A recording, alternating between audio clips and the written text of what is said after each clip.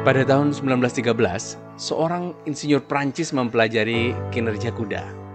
Namanya adalah Maximilian Ringelmann. Dia menyimpulkan bahwa dua ekor kuda yang menarik kereta bersamaan tidak sama dengan dua kali kekuatan dari seekor kuda yang menarik masing-masing sendirian. Terkejut dengan hasil penelitiannya, dia melanjutkan penelitian tersebut pada objek manusia. Ringelmann meminta beberapa orang untuk menarik tambang dan mengukur kekuatan yang digunakan oleh setiap orang. Nah, hasilnya ternyata rata-rata jika dua orang menarik bersama, maka setiap orangnya hanya memberikan 93% dari kekuatan individunya. Nah, ketika tiga orang yang menarik bersamaan, maka masing-masing hanya memberikan 85% dari kekuatan individunya. Yang lebih mengejutkan lagi, ketika 8 orang menarik secara bersamaan, maka masing-masing orang hanya memberikan 49% dari kekuatan individunya.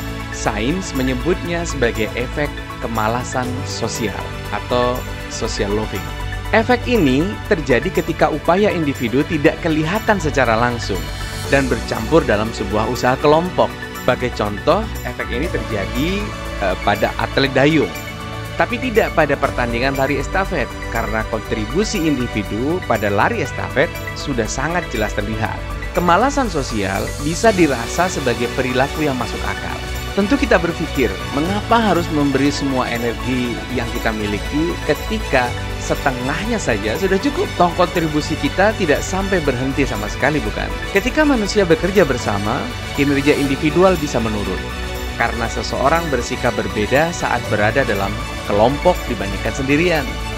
Kemalasan sosial tidak hanya terjadi pada kinerja fisik, secara mental juga terjadi. Misalnya dalam rapat, makin banyak yang hadir, maka makin lemah kontribusi individualnya. Itulah mengapa kelemahan kelompok perlu dan dapat diimbangi dengan membuat kinerja individual sejelas dan sekonkret mungkin. Di dalam Quips, dikenal prinsip together alone.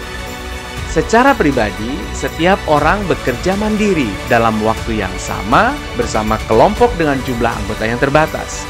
Karena saat Quips, anggota tim berasal dari berbagai departemen dan jabatan, maka ide dan kontribusi spesialis dari masing-masing individu bisa muncul. Pada saat sesi Quips, kita bisa mengatasi kemalasan sosial ini.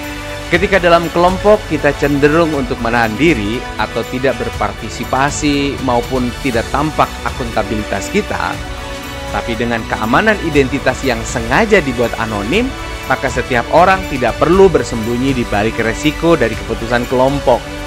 Dengan Quips, setiap individu bisa berkontribusi optimal, sekaligus bersedia menindaklanjuti keputusan bersama untuk menjadi tindakan praktis dan konkret. Karena itulah, Quips bisa mensinergikan kinerja tim sehingga hasilnya lebih banyak daripada kerja sendirian.